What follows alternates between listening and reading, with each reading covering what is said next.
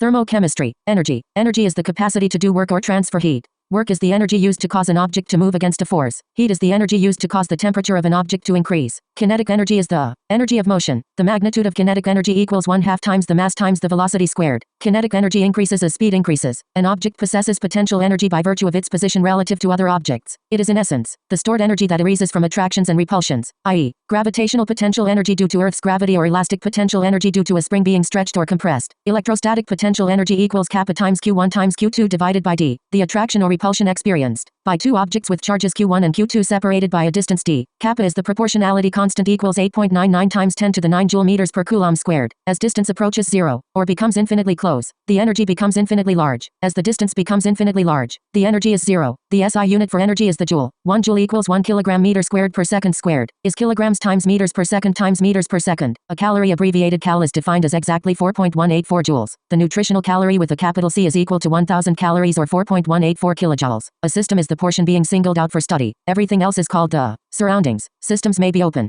closed, or isolated. An open system is one in which matter and energy can both be exchanged with the surroundings. A closed system is one that can exchange energy but cannot exchange matter with the surroundings. An isolated system is one in which neither energy nor matter can be exchanged with the surroundings. A force is any push or pull exerted on an object. The magnitude of work equals a product of the force F and distance d. The object moves. Work equals force times distance. The first law of thermodynamics. Energy can be neither created nor destroyed. The first law of thermodynamics states that energy is conserved. The internal energy E of a system is the sum of all the kinetic and potential energies of the components of the system. Generally, internal energy is not known, but the change in internal energy, delta E, can be determined. Change in energy equals final energy minus initial energy. In a chemical reaction, the initial state of the system refers to the reactants and the final state refers to the products, i.e., the initial state of the reaction of hydrogen and oxygen to produce water. Hydrogen and oxygen is the initial state and water is the final state. When this reaction happens, the system loses energy to the surroundings. Change in internal energy is therefore negative. Final state energy is less than initial state energy. When a system undergoes any chemical or physical change, the accompanying change in internal energy is the sum of the heat Q added to or liberated from the system and the work W done on or by the system. Delta E equals Q plus W. When heat is added to a system or work is done on a system, positive Q or positive W, its internal energy increases. Positive Q means system gains heat, negative Q means system loses heat. Positive W means work done on system, negative W means work done by system. A state function is a property of a system that is determined by specifying a system's condition or state. The value of a state function depends only on the present state of the system, not on the path the system took to reach that state. Internal energy is a state function, so change in internal energy depends only on the initial and final states of the system, not on how the change occurs. Enthalpy. Enthalpy denoted H is defined as the internal energy plus the product of the pressure and volume. H equals E plus PV. Internal energy, pressure and volume are all state functions, so enthalpy is also a state function. Pressure, volume, work. When the volume of a system increases at a constant pressure, the system does work on these surroundings.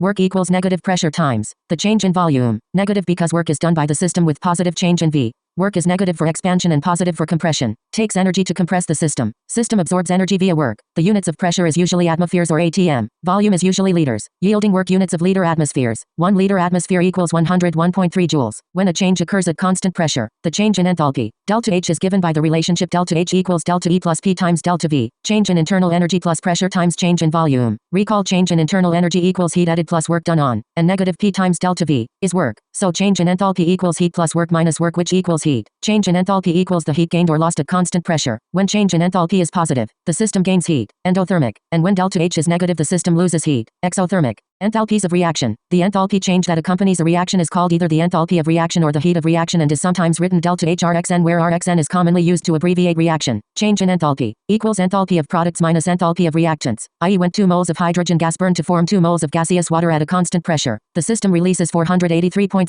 kJ of heat. Balanced chemical equations that show the associated change in enthalpy are called thermochemical equations. Enthalpy is an extensive property. The magnitude is proportional to the amount of reactant consumed in the process, i.e. the combustion of 1 mole of methane releases 890 kilojoules of heat, so the combustion of 2 moles of methane releases twice as much heat, 1780 kilojoules. The enthalpy change for a reaction is equal in magnitude but opposite in sign to enthalpy change for the reverse reaction, i.e. to produce 1 mole of methane, 890 kilojoules of heat absorbed. The enthalpy change for a reaction depends on the state of the reactants and products, i.e. conversion of 2 moles of liquid water to 2 moles of water vapor has an enthalpy change of 88 kilojoules. Constant pressure calorimetry. Calorimeter is not sealed, so the reaction occurs under the essentially constant pressure of the atmosphere. A coffee cup calorimeter is the typical calorimeter used for constant pressure. Solution inside of cup. Allowed to react. Temperature change can be measured. The heat gained or lost by the solution is equal in magnitude and opposite in sign to the heat absorbed or released by the reaction. Heat gained or lost by solution equals the specific heat of solution times the grams of solution times the change in temperature, which equals the opposite of the heat gained or lost by the reaction. Bomb calorimetry or constant volume calorimetry. The substance is placed in a small cup within an insulated sealed vessel called a bomb. Heat of reaction equals negative heat capacity of calorimeter times change in temperature. Constant volume, so heat transferred corresponds to the change in internal energy, rather than change in enthalpy. Hess's law. Hess's law states that if a reaction is carried out in a series of steps, the change in enthalpy for the overall reaction equals the sum of the enthalpy changes for the individual steps, i.e., hydrogen gas and oxygen gas react to form water vapor. Water vapor then condensed to liquid water. Change in enthalpy for overall reaction is the sum of the enthalpy change for hydrogen and oxygen reaction and change in enthalpy for water gas 2. Water liquid. Since enthalpy is a state function, for a particular set of reactants and products, the change in enthalpy is the same whether the reaction takes place in one step or in a series of steps.